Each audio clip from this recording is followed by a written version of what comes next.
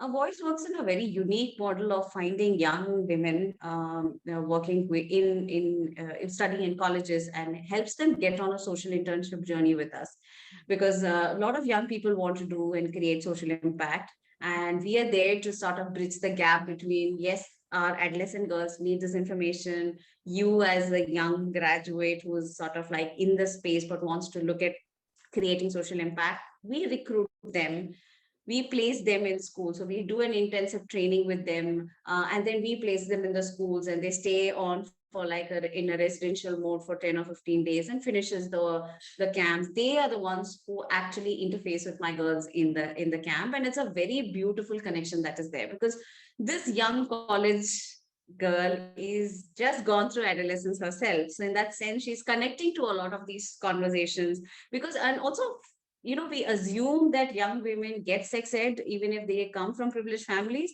But our experience of working with almost 3,500 young women shows that girls, even from privileged families, understand how to use a sanitary napkin, or, have access to safe menstrual hygiene products. But nobody's having a conversation about how her body is changing, why her body is changing. So a lot of this is very stigmatized. In fact, I still have these college students coming and saying, I thought I was impure when I was having my period, so I was not supposed to touch the pickle. Or there are lots of myths around, if you water plants when you're having your period, the plants would die. And this is across socioeconomic class and category. So when they come to our camps, and when we tell them what to teach the girl, she's actually probably learning it for herself as much as she's going to teach it, in the classroom. So a lot of these young women come back because they're having the first conversations around their bodies and gender and sexuality, and again, rights. How do you report violence? How do you identify violence? See, a lot of them, need language around identifying violence, because even emotional violence is violence, and that's not something that they are taught to understand. So our camp counselors are really integral to the work we do, because I think it's only through them we've been able to scale out to 93,000 adolescents in the various communities we work with. But it's because they're committed to giving information that they didn't get themselves. And they also like sort of break the barriers of because they are this young role model, they are this older sister in the classroom. So the children are also much more open to sharing some of their concerns with her. They like, somebody was catcalling me, so is that violence?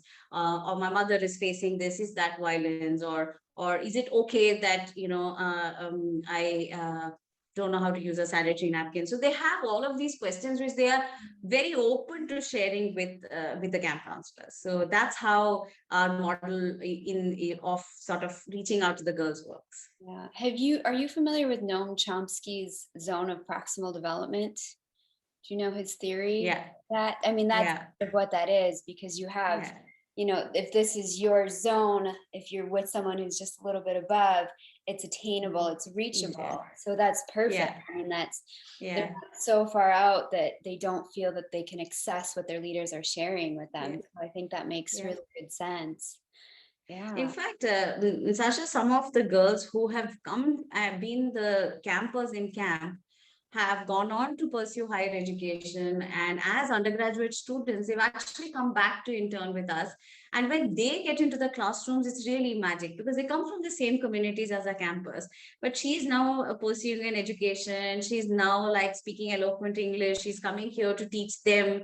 So, stories like this really leave me with a lot of inspiration, that there's just so much that, women want to, girls and women naturally widen the circle of solidarity. It doesn't stop with one girl. I mean, you give one girl an information, she's automatically going to go and share it with people who she thinks that's important for them to learn. So there's something special about working with girls and women.